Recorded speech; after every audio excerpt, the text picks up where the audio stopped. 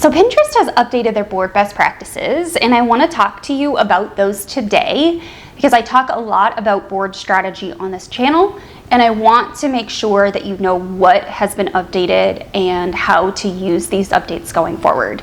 Now, if you are a content creator, a product seller, whether digital or physical, you're a service provider, it doesn't matter. If you are a Pinterest marketing person, you have a business and you're doing Pinterest marketing, these changes impact you.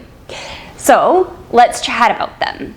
Now, hello, my name is Farris. I'm a Pinterest marketing educator and strategist, and I have been at this for 9 years. So stick around, let's talk about Pinterest board best practice updates. Now, in this blog post here, which I will link in the description down below, Pinterest outlined a number of updates and how to basically curate and create boards that stand out on the platform. So I actually want to talk about a few really key points of this update in today's video. And number one is essentially that boards are getting about 25% of all the SEO traffic on Pinterest, which means that we want to treat our boards as like a mini landing page of sorts. And we want to make sure the user experience on that board is really good once someone lands there. Now, let's actually talk about what that means tactically. So using these updates strategically means, number one, you're going to build boards with buyer intent in mind. Now, if you're new here, you have not heard me talk about customer journey in the past. I'm not going to beat you over the head about customer journey and what that means. You can definitely run over to Google and ask. But essentially, it just means that you want to create boards along the customer journey. So we're creating boards for awareness, we're creating boards for consideration, we're creating boards for purchase. I have 2 examples for you that I want to show you from my own profile. So for example, the awareness phase would be this board called Pinterest Marketing. People are going to Pinterest and they're searching for things like how to schedule pins for free. And they're coming across my articles on how to do that. On the flip side, there's this board, which is Pinterest templates for Canva. So someone goes to Pinterest and they search that term and actual products come up. Now you'll know when you find keywords on Pinterest, whether or not it's an awareness, consideration, or purchase. Awareness and consideration are going to be kind of the same types of content in the feed, whereas purchase content is going to be products. So if you search how to use Pinterest for bloggers on Pinterest, there's going to be a lot of pins that come up that are informational. And then if you search Pinterest marketing course on Pinterest, there's going to be some products that show up. That's how you know the differences in those keywords, whether they're informational or commercial in nature. Now you want to be creating boards along the lines of a customer journey. So you want to create boards that are definitely informational, and you want to create boards that are definitely for purchase. I've talked about this in my board strategy videos in the past, which, will be down below. But this isn't new. This is just Pinterest laying this out as a best practice new. They've never really talked about this before. As a reminder, we are not creating boards for us. We are creating boards for them. I don't create boards for myself, and if I do, they're on my personal profile or they're secret, unless they're curated boards where I'm actually pinning maybe my colleagues' content because it's related to Instagram or content marketing, and I think it would be good for my audience. But I'm not generally pinning things for myself. I'm pinning things for my audience, meaning I'm creating boards for my audience. Second big update, and I was actually way ahead of the game on this one, and I'm so proud of myself. So in 2024, I published a video on how to create a cohesive Pinterest profile. And I talked about all of the aspects, including pins, boards, banners, display photos, all of that stuff, creating cohesiveness. Now Pinterest is saying the same thing. So essentially what they're saying is from a board level, you want to create a cohesive look. So the pins you put on the board cover, the board banner, all of those things should have like a branded component to it, to your brand. We want to make our brand visually recognizable to our audience. And to do that, we're really cohesive with everything we create on the platform. From the time someone leaves your website and they go to Pinterest, or they go to Pinterest and they leave Pinterest and then go to your website, we want that back and forth feedback to look the same. So the pin style, the graphics, the logos, the colors, the fonts, they match. Now, we're not talking about going off brand with pins today. I don't want to cover that right now. We can have a different conversation on that. But for now, the best practice from Pinterest is to create some cohesiveness. Now, this is an example of a board cover. This is literally applied in your board settings as a cover on the board. So when someone's looking at your profile in a whole view, you see these board covers. That's what that looks like. And this is a board banner. So someone would actually have to click into a board to see a board banner. Now, a couple of videos on this channel talk about board banners. Number one was an updates video I did in 2024, and number two was a Pinterest profile setup for beginners that I did in 2025.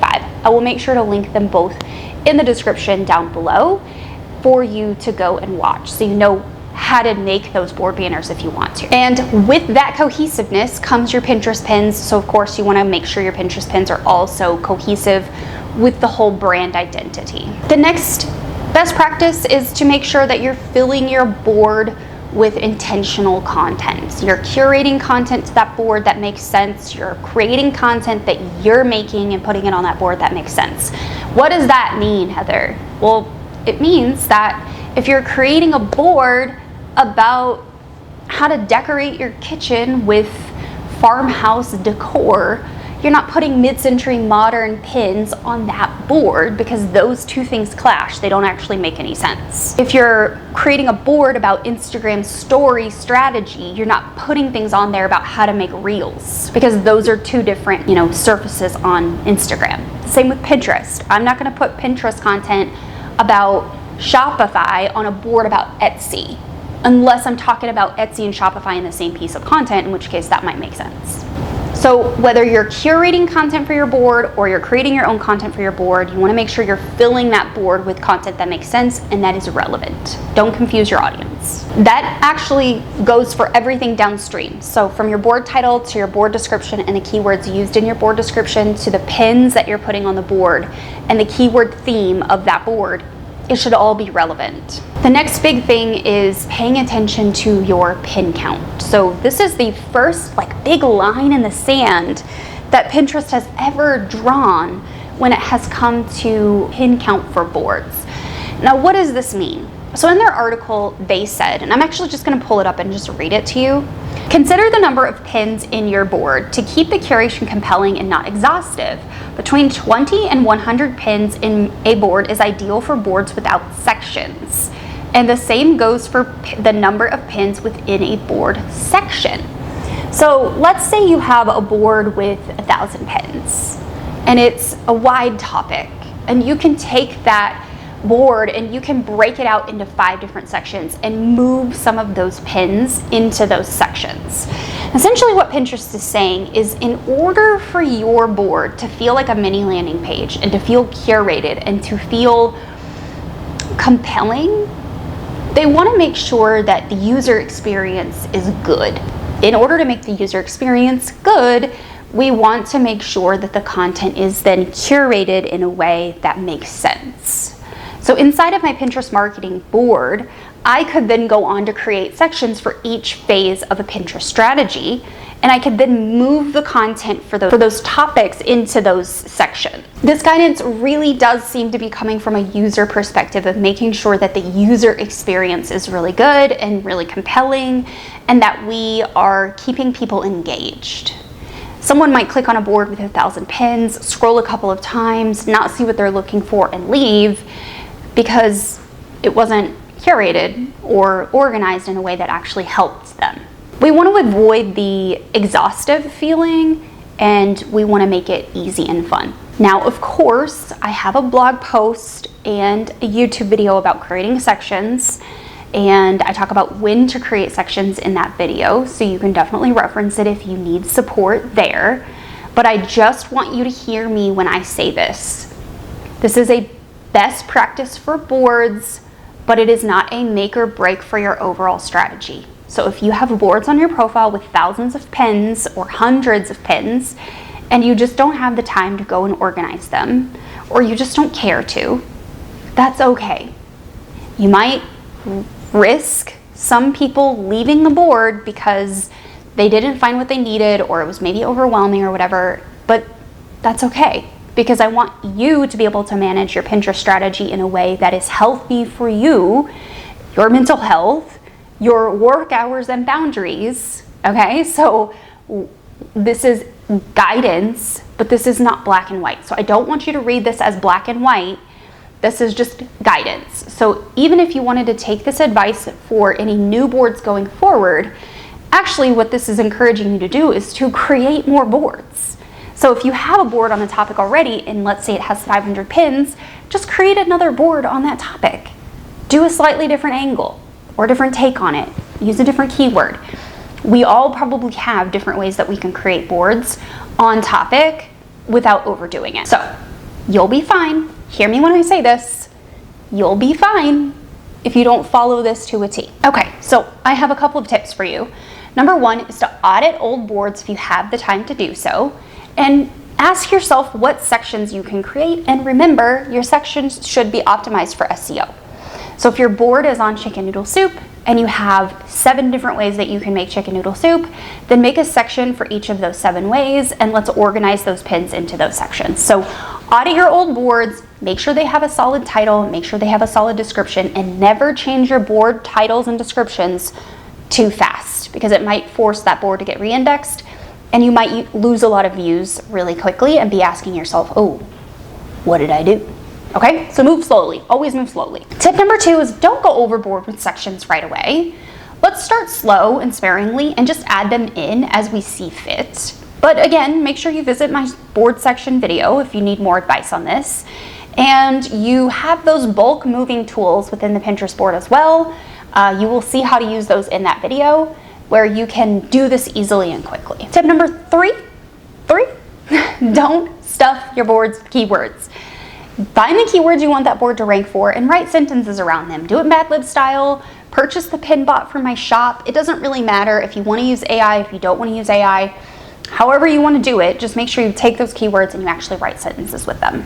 And of course, I teach all of this inside Pin Profit Academy, so if you need a place where it's all kind of laid out for you in a nice little journey, come join us, okay? It's really cheap, I promise. And you get lots of value. Okay, so where does this go from here? Well, I would definitely encourage you to go watch the board strategy videos. Those are definitely way more in depth on what kind of boards to create, how to create boards for your overall Pinterest strategy, for your business goals. I will make sure all of the videos that I've mentioned in today's video are linked down below if you do want to go reference them, as well as the blog posts if they are on the website. And if you have any questions, please leave them in the comments down below. In the meantime, this is the list you should watch next over there. I will see you next time.